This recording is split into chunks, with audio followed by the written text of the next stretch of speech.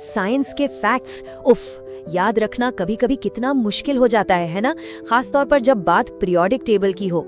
लेकिन सोचिए, अगर अक्रिय गैसों यानी इनर्ट गैसेस के नाम याद रखने का एक मजेदार और बहुत ही आसान तरीका मिल जाए तो। जरा सोचिए, क्या सारी इनर्ट गैसेस के नाम याद हैं? हीलियम, नियॉन, और उसके बाद हाँ, ज्यादातर लोग यहीं आकर अटक जाते हैं। पर टेंशन की कोई बात नहीं है, क्योंकि इन्हें याद रखने का एक बहुत ही सिंपल सा तरीका है।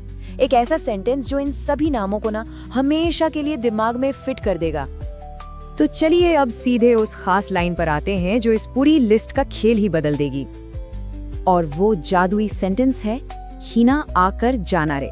जी हाँ, बस इतना सा, यही छोटा सा मजेदार सा वाक्य हमारी मास्टर की है। तो अब इस मंत्र को ना एक एक करके ब्रेक डाउन करते हैं, देखते हैं कि हर शब्द के अंदर आखिर कौन सी गैस छुपी हुई है। सबसे पहले हीना का ही, इससे कौन सी इनर्ट गैस याद आती है? बिल्कुल सही, हीलियम। ही के बाद आता है ना, ही और नाम मिलके बन गया हीना, और ना से है नियॉन। लो जी, 2 गैसें तो याद भी हो गईं। अब अगले शब्द आकर पर चलते हैं। इसका पहला हिस्सा है आ, और आ से क्या बनता है? आर्गॉन। और आकर का जो बचा हुआ हिस्सा है यानी कर, वो हमें याद दिलाता है क्रिप्टन की। तो देखा, आकर शब्द से ही हमें आर्गन और क्रिप्टन दोनों मिल गए। उसके बाद है जाना। ये तो बिल्कुल सीधा साधा है, जाना से हम पहुंचते हैं सीधे जीनॉन तक। और आखिर में बचा रे।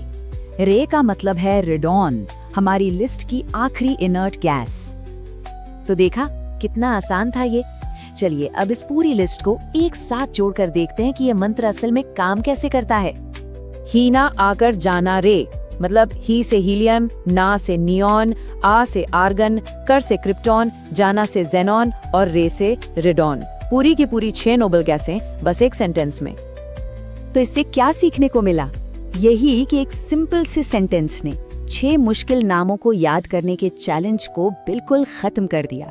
इससे पता चलता है कि ऐसी छोटी छोटी ट्रिक्स सीखने में कितनी पावरफुल हो सकती हैं।